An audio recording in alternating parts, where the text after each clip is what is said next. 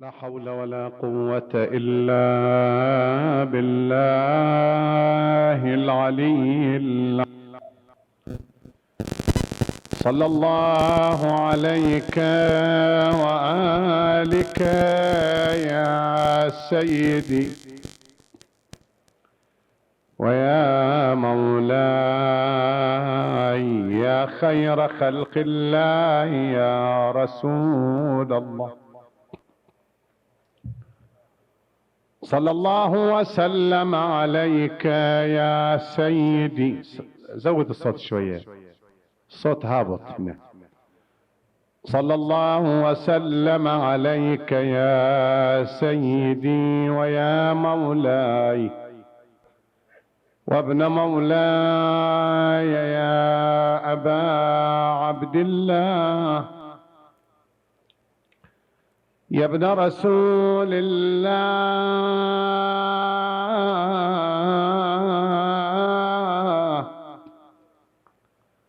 السلام عليك يا صريع الدمعة الساكبة وصاحب المصيبة الراتبة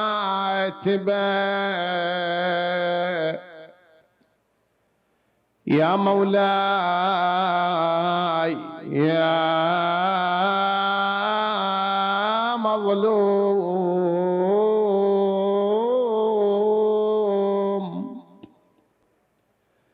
يا غريب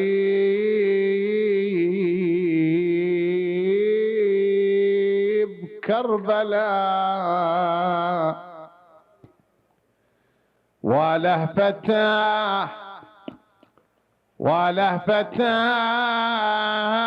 لبنات الطه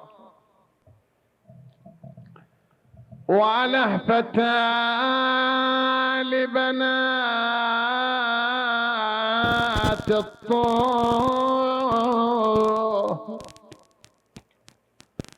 يوم رنا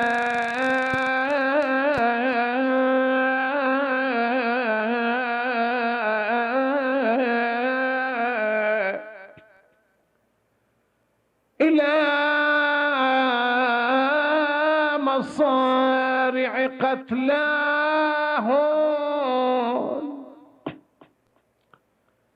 والحفر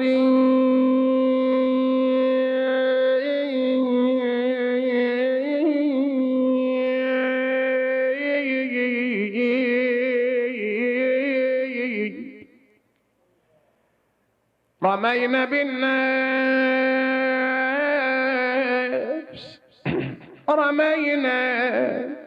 رمينا بالنفس من فوق النياق على تلك القبور بصوت ذاهل ذعري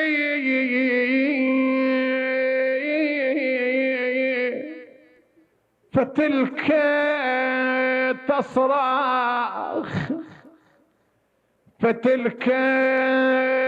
تصرخ واجد.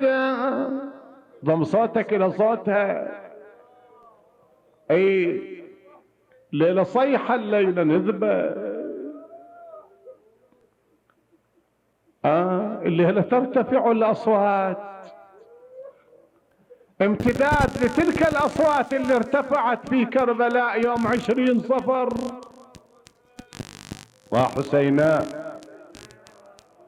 لا تستحي من هالصيحة ترى تنفعك بقبرك ذي. فتلك تصرخ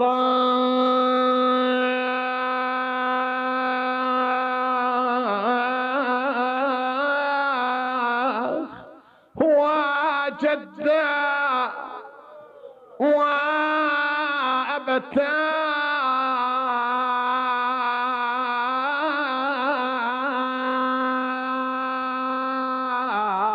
وتلك تصرخ يتمى في الصغر. فلو ترى أم كلثوم مناشدة والها تلفيم ترب القبر كالعطر. شو تقول؟ يا دافن الراس يا دافن الراس عند الجثة احتفظوا بالله لا تنثروا تربا على قمري. لا تغسلوا الدم لا تغسلوا الدم من أطراف لحيته. الله الله الله الله. ترى الشيبات ظلت تقطر دم على مدى 40 يوم، من يوم 10 محرم إلى يوم 20 صفر، والشيبات شيبات ابن النبي تقطر دم، الدم يقطر. وحسين لا تغسل الدم عن أطراف لحيته، خلوا عليه خضاب الشيب والكبر.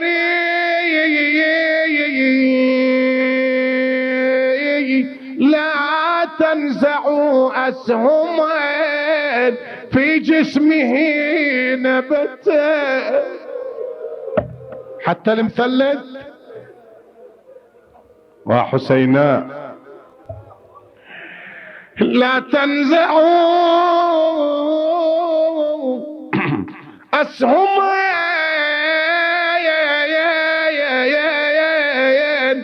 في جسمه نبتت،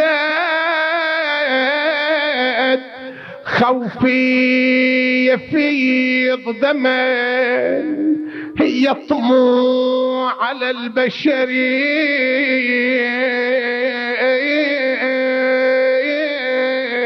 رشوا على قبره ماء،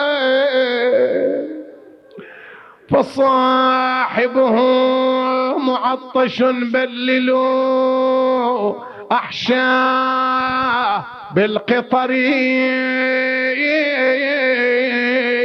لا تدفنوا الطفل إلا عند والده. وين الطفل مدفون؟ يا زوار الحسين يا زوار الحسين، وين الطفل شفتوه مدفون؟ قبر علي الأكبر وين تعرفوه؟ من مايل الرجلين. بعد الطفل وين صاير؟ تزوروا إلى الطفل قبر؟ لا، الطفل ويا الحسين مدفون، على صدر الحسين مدفون. وحتى يجي الإمام المهدي، حتى يجي الإمام المهدي يوم الطلعة يوم الظهور، حتى يجي الإمام المهدي ويوقف بالحائر ومد ايده للقبر وينفرج القبر وياخذ الطفل. ما ادري عاد، ما ادري السهم برقبته يا لا. يرفع الطفل ويصيح اصحابي ما ذنب هذا الطفل حتى ذبحوه. وحسين وحسين لا تدفنوا الطفل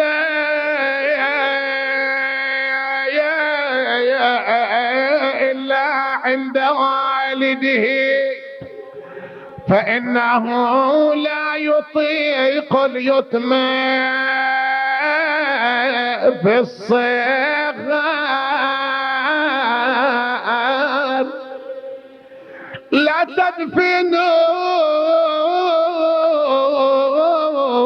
عنهم العباس مبتعدين خوفا فالرأس عن جسمه حتى اليدين بار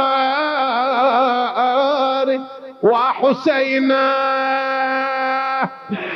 ومت على اخوها ابو فاضل تنادي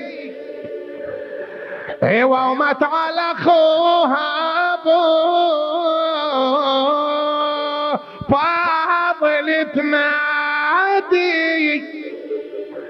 تقعد يمين قطعوا على يا جودها يا دي ما ظن يا اخويا الشام ترضى نشوف وادي وحسين تقعد يا راعي العليم راسي من الحزن شاب من الوديعة من أبوكم داحي الباب لا تشوف خويا شلون راسي من الهضم شاب وحسينة مولا بتربته الشفا مولا بتربته الشفا وتحت قبته الدعاء من كل داع يسمع. عوض الله الحسين بحيث جعل الله الشفاء في تربته وإجابة الدعاء تحت قبته والأئمة من ذريته. ورد عن الإمام الصادق رئيس المذهب جعفر بن محمد عليه أفضل الصلاة والسلام أنه قال السجود على تربة الحسين ينور الأراضين السبع والسبحة من طين قبر الحسين تسبح في يد حاملها. صلوا على محمد.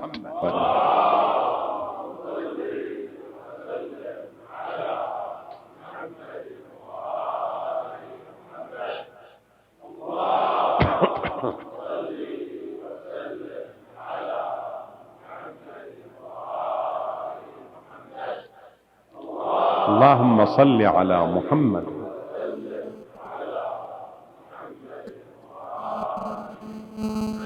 لاحظ الحديث الشريف الوارد عن إمامنا ورئيس مذهبنا أبي عبد الله، والحديث الشريف هذا رواه شيخنا الصدوق القمي أعلى الله مقامه مرسلا في كتابه الفقيه.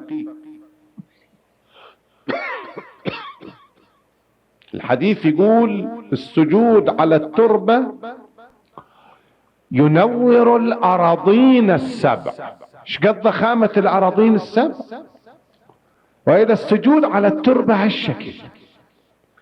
ويضيف الحديث ذيل الحديث يقول والسبحة من طين قبر الحسين تسبح في يد حاملها. يعني انت وتاخذ سبحة من طين قبر الحسين تديرها هالشكل بايدك، تحملها بايدك، حملها فضيلة.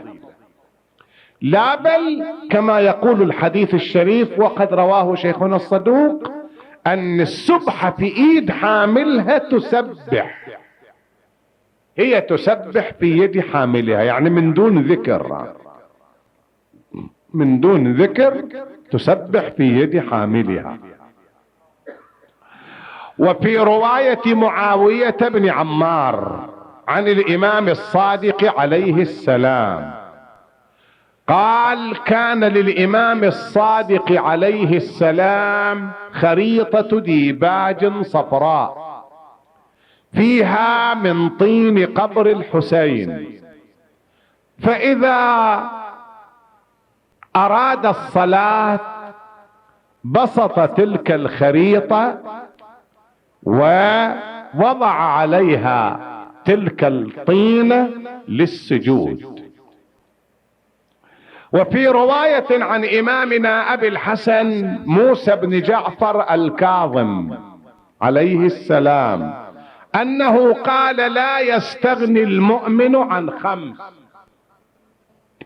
لا يستغني المؤمن عن خمس: سواك ومشط وسجادة وسبحة من طين، فسبحة فيها 34 حبة من طين قبر الحسين وخاتم عقيق.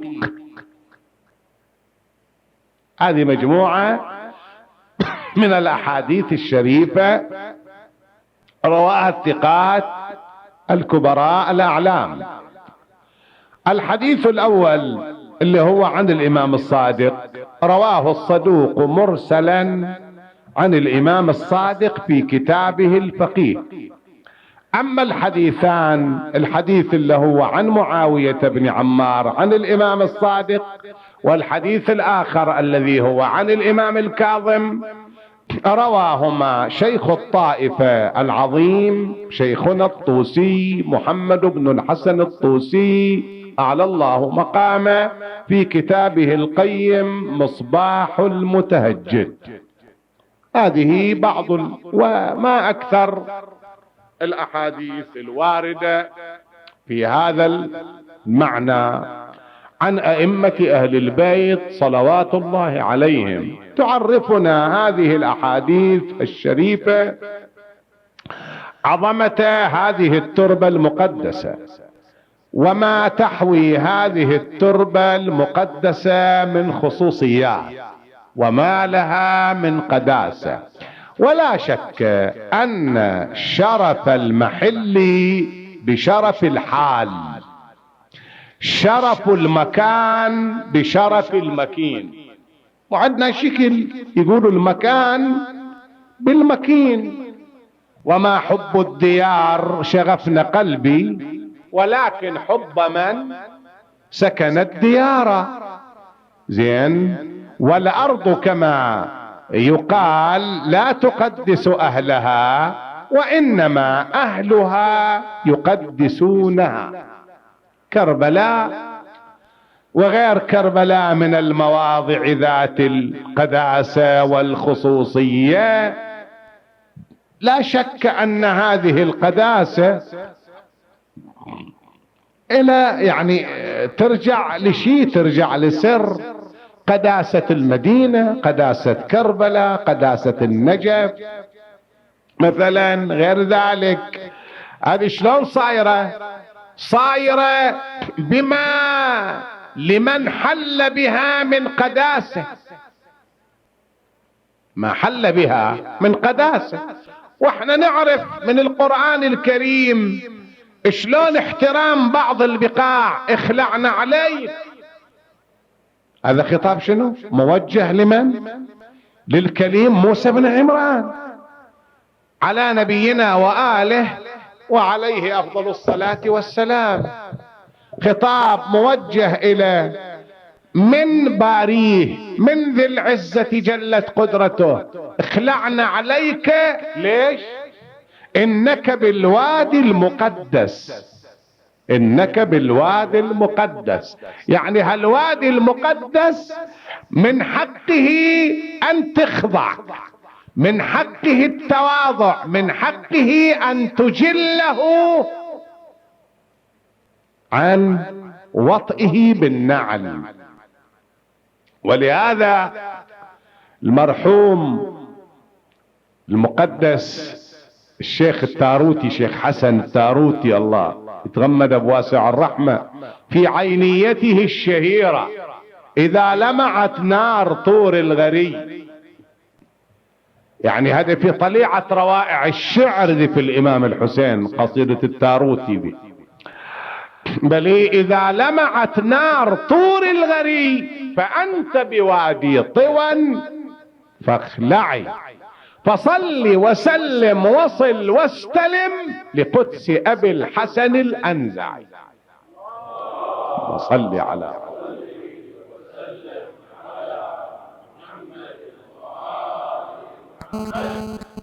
اللهم صل على محمد.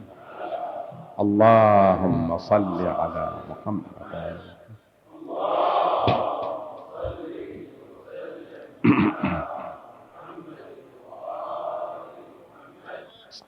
أما المقدس الحجة الشيخ علي الجشي طيب الله ثراه في حديثه عن كربلاء والإمام الحسين وكيف امتازت كربلاء بالإمام الحسين، وكيف يعني الإمام الحسين ما بين المدينة وكربلاء، يقول فهني يثربا وكربلاء معا، الجميع تستحق التقديم التهاني، المدينة وكربلاء. فهني يثربا وكربلاء معا، وخص كربلاء ففيها استودع، وفيه للمخوف أضحت مفزعا، ومشهدا يقصده الأبرار. يعني في كربلاء صار مشهد، بل ومشهدا من يأمه، من يقصده، من يعظمه؟ أبرار الناس. أبرار الناس قصدها المشهد، أبرار الناس يعظمها المشهد، أبرار الناس يحترمها المشهد، مو شرار الناس. ده شرار الناس ما لهم علاقة بهالمشهد. هالمشهد يعظمه الأبرار، والحسين من يحترمه ومن يجله؟ يجله الأشقياء، يحترمه الأشقياء. الأشقياء وطئوا صدره بخير، لكن الأبرار يجلون حسينا ويعظمونه. ومشهدا يقصده الأبرار، مشهد قدس لم يخب من أمل، فيه الإله جل شأنا وعلا، بل دار به المعروف بل تسلسل، وارده ليس له إصدار. شاهد هنا فاخضع إذا جئت، من تجي لهالمكان تواضع، ترى هذا يستحق الخضوع، ده صاحبه يستحق الخضوع، يستحق التعظيم. بلي فاخضع إذا جئت، من تجي إلى كربلاء اعرف وش يتعين عليك، كيف تحترم كربلاء وكيف تجل كربلاء. بل فاخضع إذا جئت وقف مسلما. السلام عليك يا أبا عبد الله، وإن كنا بعيدين لكن إن شاء الله ما احنا بعيدين. مشكل حديث الإمام الصادق قضيتنا ويا الحسين، التربة اشقد عظمتها، التربة اشقد خصائصها، الزيارة اشقد لها من آثار، والزيارة سواء من قرب أو من بعد، من قرب أو من بعد. حديث الإمام الصادق تسمعه ويا ذاك العراقي لما يسأل الإمام تزور الحسين في كل يوم؟ لا. زور الحسين في كل أسبوع؟ لا. زور الحسين في كل شهر؟ لا. زور الحسين في كل سنة؟ قال له يمكن. قال له جفاه هذا. قال له مولاي أنا رجل منظور ومعروف، والعيون مسلطة علي، الأضواء مسلطة علي، وما أقدر. الإمام يلتفت إليه قال لمتى ما أردت زيارته؟ بالرواية الشكل تقول فاصعد على سطح دارك وتوجه نحوه وقل السلام عليك يا أبا عبد الله، فإنه يسمع الكلام ويرد السلام. وحبذا أن يكون اللقاء قريبا، حبذا أن يكون السلام عن قرب، وإن شاء الله قريبين احنا إن شاء الله دائما، حتى وإن بعدت الشقة لكن القلوب إن شاء الله قريبة إن شاء الله. بل فاخضع إذا جئت وقف مسلما، ونعلك اخلع ما طوى بأعظم. ليش؟ ففيه مرقد. اسمع الإيمان، اسمع الشعر اللي يحكي العقيدة، اللي يحكي العقيدة الصادقة، اللي يحكي الإيمان الراسخ، اللي يحكي التعلق التام بآل محمد. ترى احنا محتاجين إلى أن يكون ارتباطنا وثيق وإيماننا عميق بآل محمد.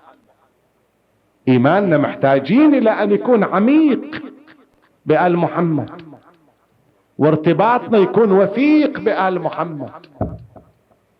ترى آل محمد مو ناس عاديين. التفت ونعلك اقلع ما طوى بأعظم، ففيه مرقد، يعني في ذلك المكان ففيه مرقد لمن لولاهما. شوف الإيمان، ففيه مرقد لمن لولاهما كلم موسى وأضاءت ناره.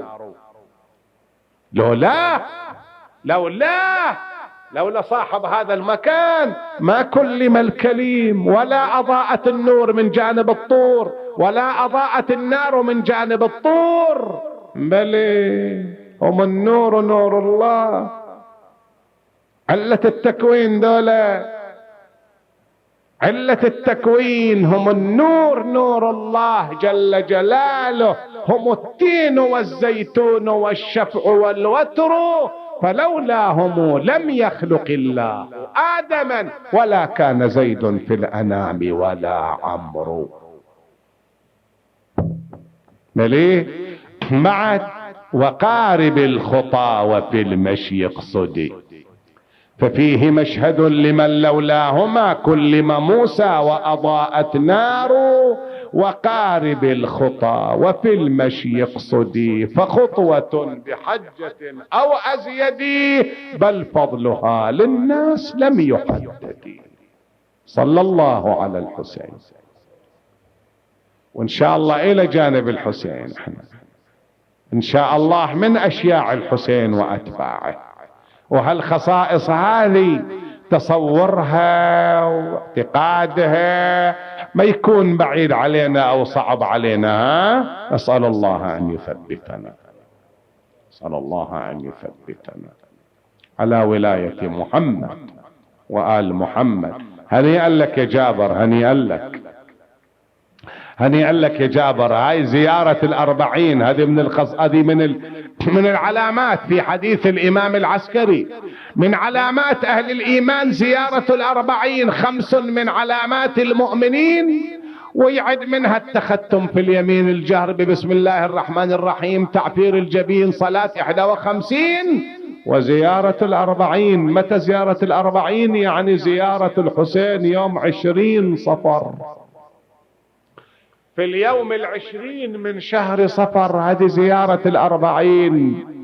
وأول من نال شرف هالزيارة جابر بن عبد الله الأنصاري. وقد اتفق مجيء الإمام السجاد مع عماته وأخواته إلى كربلاء في ذلك اليوم. جابر تو مخلص الزيارة وإذا موكب الإمام السجاد يوصل كربلاء.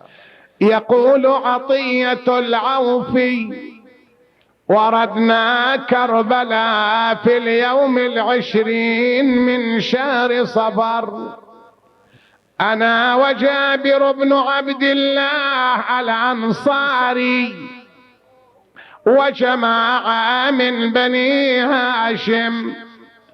فلما وردنا كربلاء دنا جابر من الفرات واغتسل، ثم اعتزر بأزار وارتدى بآخر، وأخرج صرة سعد ونثرها على بدنه، ثم قال لي: يا عطية خذ بيدي وقصر خطاك. شوف العلم كيف. واعلم أن لك بكل خطوة تخطوها حسنة تمحى عنك سيئة ترفع لك درجة، فإذا وصلنا القبر فألمسني. يقول: أخذت بيده وصار لا يرفع قدما ولا يضع قدم إلا ويذكر الله سبحانه وتعالى، حتى إذا وصلنا القبر المقدس قلت يا جابر هذا قبر الحسين، فقال المسنيه يا عطية، فوضعت يده على القبر المقدس وقلت هذا قبر الحسين، فقال يا عطية بالله عليك أهذا قبر حبيبي الحسين؟ فقلت نعم هذا قبر الحسين. قال فأن وتزفر زفرا وشهق شهقا كادت روحه تفارق بدنه، ثم نادى يا حسين ثلاثا. تعرف كيف نادى يا حسين؟ يعني ناداها برفعة صوت، بصرخة. والإمام الصادق شو يقول؟ اللهم وارحم تلك الصرخة التي كانت من أجلنا. أعتقد الليلة تحب يعني يشملك دعاء الإمام الصادق. القعدة في التعزية لازم تحتاج هالشكل، تحتاج يعني لازم هالجانب الروحي نستفيده. بل من لم يتمكن من البكاء فليتباكى، لابد يكون تأثر. والصرخة شنو؟ صرخة اي شكل؟ مثل ما سوى جابر، صرخ بصوت عالي حسين.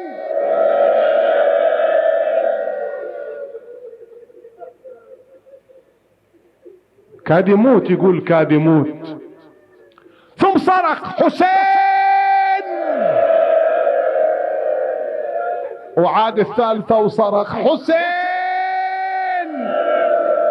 وحسينا.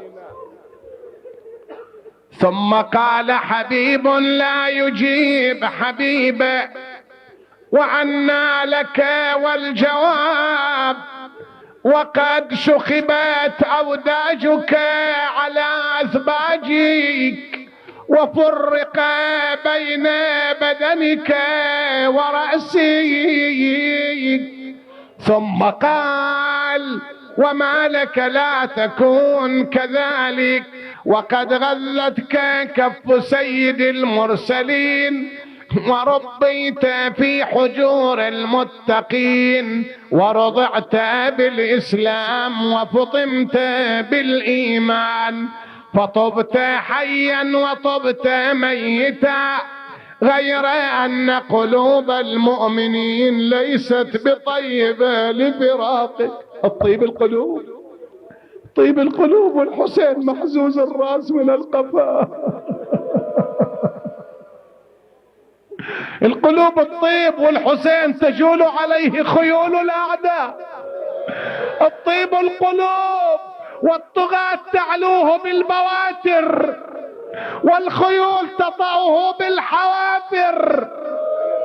وحسينا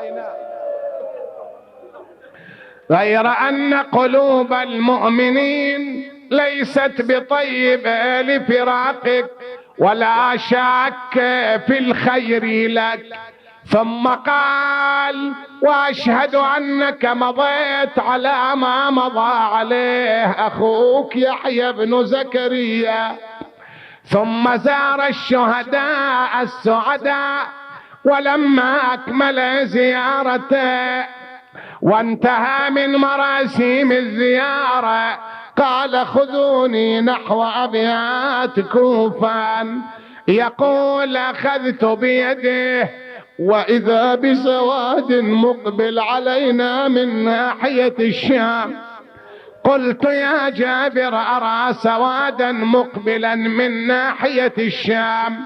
فالتفت لغلامه قائلا اكشف لنا خبر هذا السواد، فإن كان من حزب يزيد ارجع لنا لعلنا نلجأ إلى ملجأ، وإن كان ركب حجة الله زين العابدين فأنت حر لوجه الله. يقول مضى الغلام والغبرة تعلو وتنكشف، فإذا بها انكشفت عن نسوة صوارخ نواذب بواكي. رجع الغلام مناديا يا جابر قم تلقى حجة الله زين العابدين، إنه أقبل مع عماته وأخواته. فنهض جابر تارة يقوم وتارة يكبو على وجه الأرض، والصيحات تتعالى. كلما اقترب جابر من الركب تعالت الصرخات. وأما زينب فإنها لما أن لاحت لها منازل بني أسد صاحت يا نازلين بكربلاء هل عندكم خبر بقتلانا وما أعلمها؟ ما حال جثة ميت في أرضكم؟ بقيت ثلاثا لا يزار مقامها. بالله هل وريتموها في الثراء وهل استقى عرض باللحود رمامها وحسين. وأما الإمام زين العابدين فإنه لما التقى بجابر بن عبد الله الأنصاري ضمه جابر إلى صدره مناديا ولدي أين العشيرة؟ أين أبوك الحسين؟ والإمام يقول يا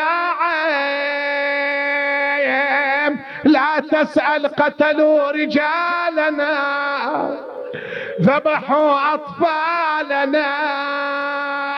يا عم قتل أبي الحسين وصعد شمر على صدره. أيوا حسينا.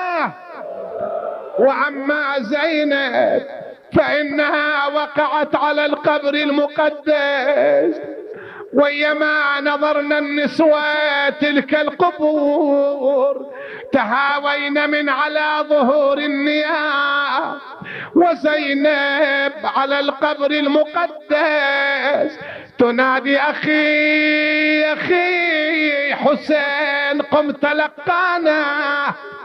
أخي حسين ها نحن رجعنا بعد طول غياب. أخي أخذونا سبايا طافوا بنا في البلدان شهرونا في الأسواق. وحسينا أخي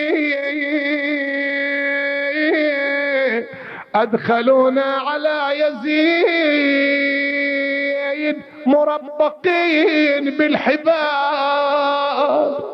أخي دخلت على يزيد والحبل في عنقه. وحسين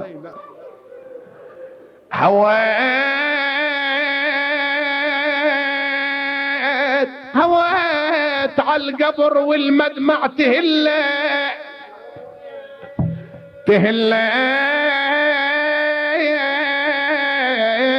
تسالف بفعل زجرخ ولا. الله الله وش هالحكايات. شكاية زينب شكاية النوب ها شكاية تجي زينب اليوم. وحسينا كم مصيبة وكم علم تجرعته. تسالف ليه بفعيل زجرخ ولا لفين من اليسر ليكم تقل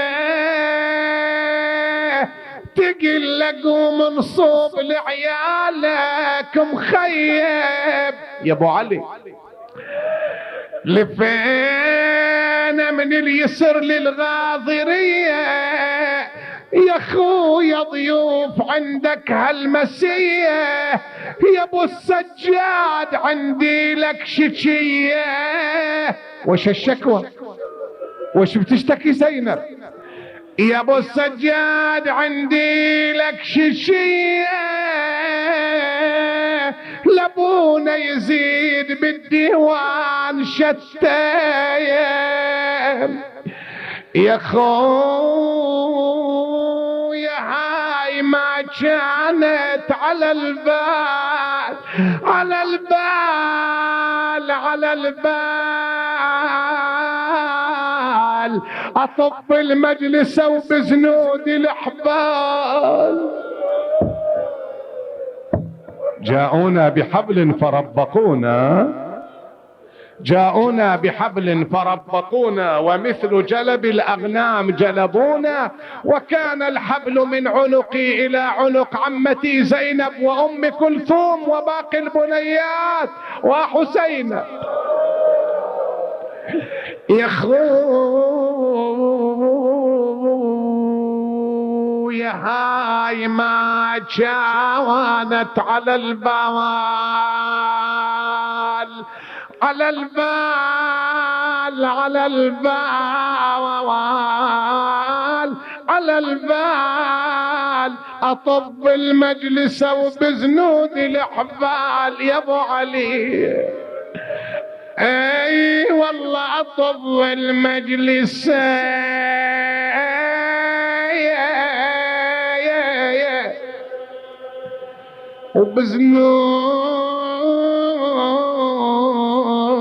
وبزنود الأحبال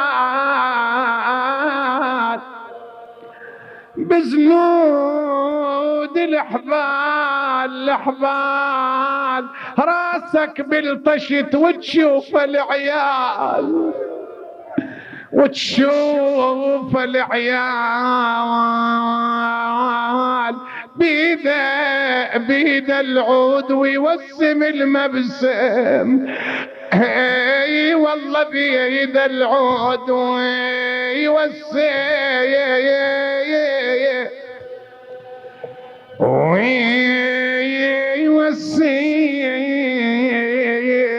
المبسم. صحيت يا الحرم قوما نمشن.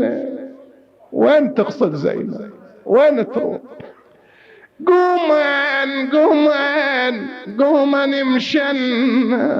قوما نمشن لعند اللي تكفلنا من اهلنا.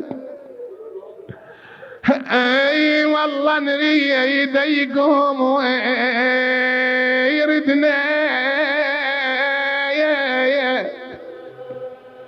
ويردنا الوطن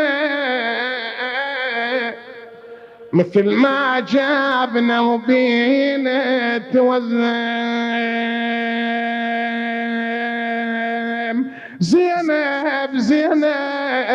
زينب والحرام قام انت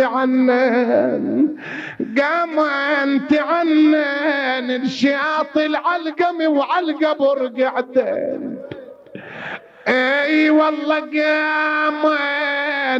قامن ونت الثكلة يونن حمام الدوح من عدهن تعلم.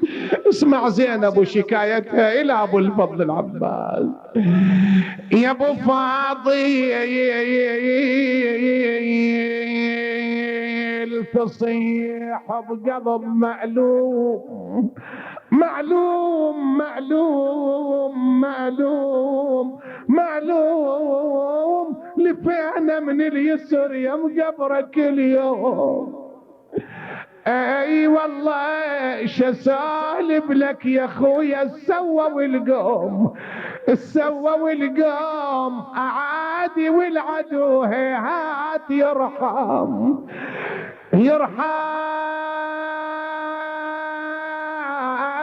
يا خو يقعد يراعي العلم والجود شوف متونا من السيايا من السيايا طهم سوء شوف من الحبال شحال الذنوب. اقعد ابو فاطمه، اقعد بكشف لك عن ذنوبي، بكشف لك عن ذنوبي وبراويك آثار الحبل، وإيش سوى الحبل في زندي، وإيش سوت السياط بمتوني يا أبو فاضل وحسينة. اقعد يا اخويا بكشف لك عن متوني، ها، وشوف السياط السودت متوني، بكشف لك عن زندي وشوف الحبل آثاره إلى اليوم. شوف من الحبال اشحال الزنود بقت لليوم منها ينضح الدم. اي والله بقت لليوم منها يا منها ينضح الداية. وبقوا بكربلاء أياما ثلاثة قد نصبوا الماتيم على أبي عبد الله وزينب من قبر أبي عبد الله إلى قبر أبي الفضل العباس. وبعد أيام ثلاثة عزم الإمام السجاد على الرحيل من كربلاء لأنه خاف إن بقي بها أكثر تموت عمته من البكاء. ولما قال لها عمّا قومي نرحل إلى المدينة، قالت بني ومن بقي لي بالمدينة؟ من هو ظل عندي بالمدينة؟ من هو ظل لي بالمدينة حتى أرجع إليه؟ وكأني ببنات رسول الله وحينما ارتحلوا من كربلاء إلى طيبة يا لها من ساعة يا له من يوم حين دخلت زينب مدينة رسول الله ولاحت تلك المنازل أقبلت إلى مسجد المصطفى تصيح جاد يا رسول الله أنا ناعية إليك أخي أبا عبد الله وتصيح مدينة جدنا لا تقبلين فبالحسرات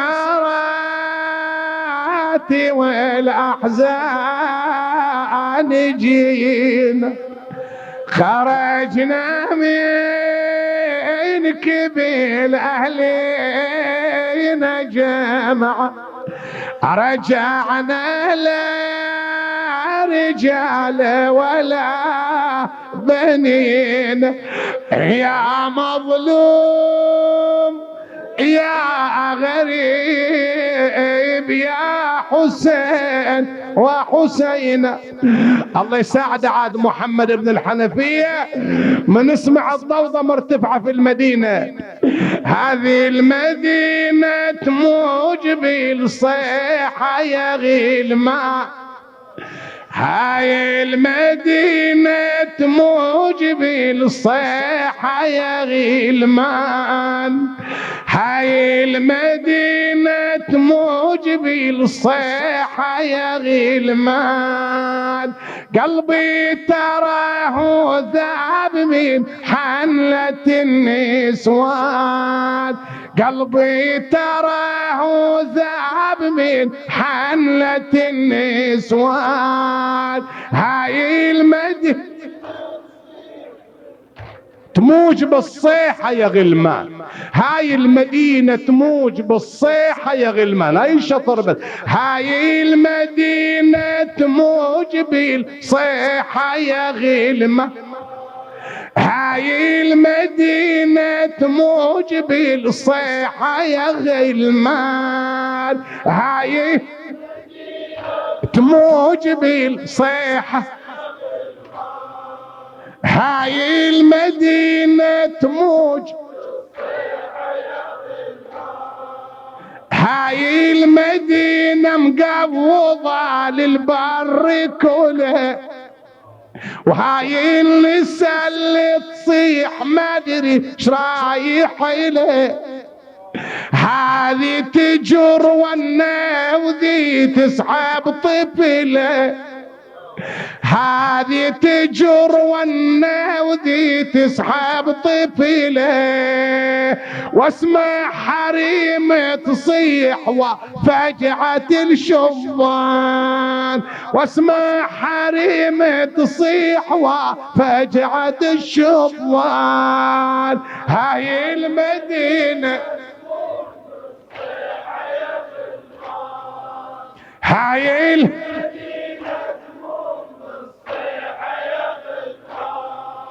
حسبات قلبي تزايدت من كثرة النوح، معلوم هالضجة على سردال مذبوح، بعدت أعضاي من الصوايح وين أنا أروح، بعدت أعضاي من الصوايح وين أنا أروح، واسمع حريمي تصيح وفجعة الشبان، ما اقدر اوصل لاخوتي يا خالق واجعل، ما اقدر اوصل لاخوتي يا خالق واجعل. هاي المدينة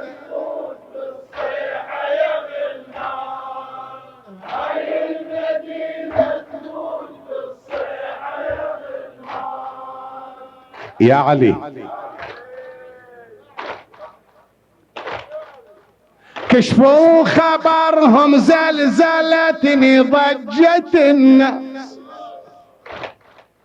كشفوا خبرهم زلزلتني ضجت الناس، هذا يدق صدره وذا يلطم على الراس.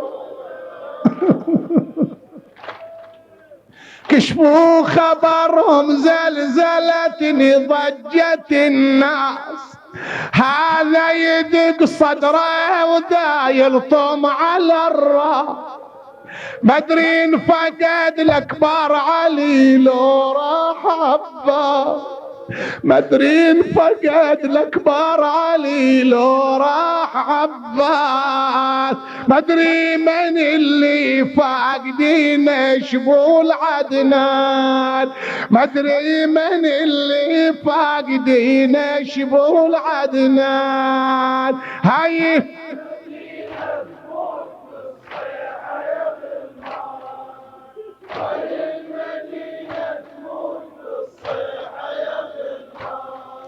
صاحوا على حس البواكي شابح العين، صاحوا على حس البواكي شابح العين، ما يصير هالضجة على واحد ولا اثنين،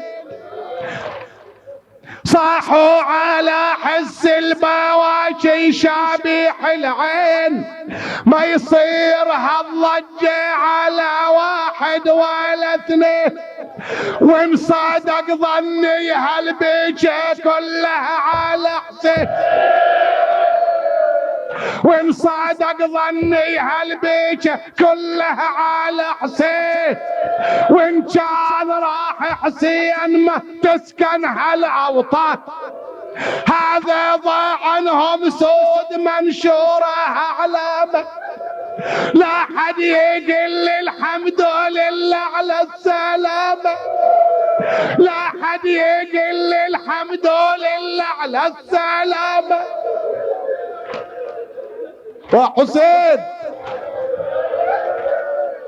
هذا ضاع عنهم سود منشورة أعلامه، لا حد يقل الحمد لله على السلامة. وإن صادق ظني هالضاع النسوة ويتامه، قالوا البيش على حسين وأولاده والأخوان، وحسينه وحسينه وقتيله وحسينه والي والي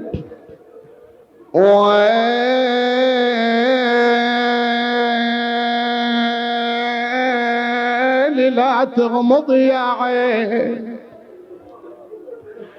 لا تغمضي يا عين، بعد فراق الأحباب الأحباب الأحباب، يمتى تجون يا الذي بالزبر غير، يمتى تجون يا الذي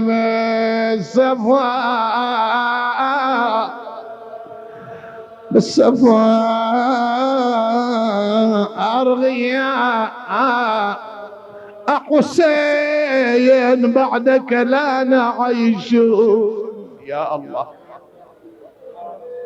صل على محمد وآله وتقبل هذا اليسير، وانفعنا به يوم حشرنا ونشرنا، ولا تخرجنا من هذه الدنيا حتى ترضى عنا يا الله. في مرأة مؤمنة تأمل دعاكم لشفاء مريضها، اللهم صل على محمد وآل محمد ومن عليه وعلى جميع المرضى من المؤمنين بالشفاء والعافية، ألبسهم ثوب الصحة يا الله. ولأرواح موتى المؤسسين وموتى المؤمنين نهدي ثواب الفاتحة مع الصلوات.